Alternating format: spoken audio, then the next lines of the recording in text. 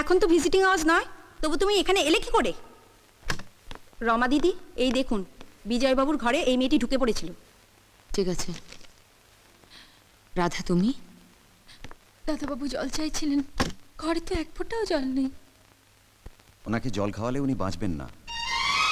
সে কি? কি হয়েছে দাদাবাবুর? ওর দুটো কিডনি নষ্ট হয়ে গেছে। কিডনি কি? এদিকে এসো, এদিকে এসো। এই যে দুটো কিডনি, এই দুটো মানুষের শরীরে খুব কাজে লাগে। বিজয় দাদাবাবুর এই দুটোই নষ্ট হয়ে গেছে। তাহলে বিজয় দাদাবাবু বাঁচবেন কি করে?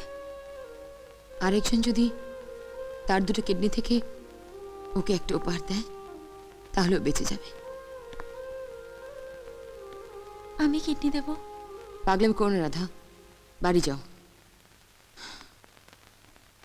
রাধা, 1 মিনিট।